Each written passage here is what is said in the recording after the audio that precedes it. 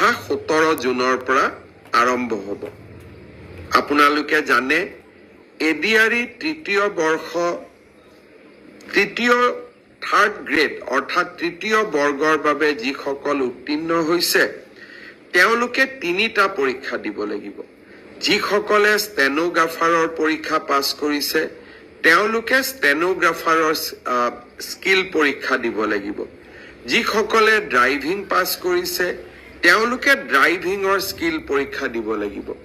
আৰু যিসকলে সাধাৰণ তৃতীয় বৰ্গত পাছ কৰিছে তেওঁলোকে কম্পিউটাৰৰ স্কিল পৰীক্ষা দিব লাগিব। আনহাতে চতুৰ্থ বৰ্গত যিসকলে পাছ কৰিছে তেওঁলোকে অৰেল আৰু স্কিল টেষ্ট দুইটাকে একত্ৰিত কৰি এটা মৌখিক পৰীক্ষাত তেওঁলোকে বহিবৰ প্ৰয়োজনীয়তা আছে আৰু আপোনালোকে সেই পৰীক্ষাত বহিব লাগিব।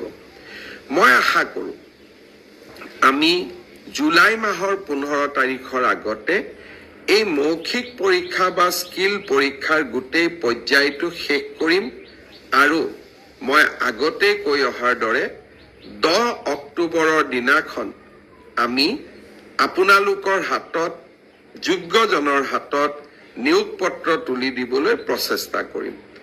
10 অক্টোবৰৰ দিনটোতে আমি post graduate teacher, graduate teacher, LP, ME শিক্ষক আৰু স্বাস্থ্য বিভাগৰ বিভিন্ন পৰীক্ষাত উত্তীৰ্ণ হোৱা আৰু এডিআৰইৰ পৰীক্ষাত উত্তীৰ্ণ হোৱা এই আটাইসকলকে একেলগে খানাপাৰা ফিল্ডলৈ মাতি আনি আমি নিযুক্তি পত্ৰ আগবঢ়াম। মোক কোনোবাই সুধি থাকে পুলিচৰ ৰিজাল্ট কেতিয়া দিব?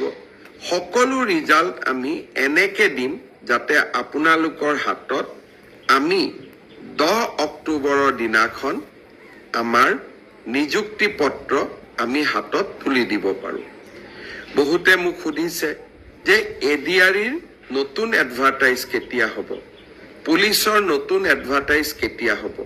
মই আশা কৰোঁ অক্টোবৰ মাহত নিযুক্তি পত্ৰ দিয়াৰ পিছতেই আমি নৱেম্বৰ মাহত নিশ্চয় আকৌ চৰকাৰী চাকৰিৰ বিজ্ঞাপন দিবলৈ সক্ষম হ'ম।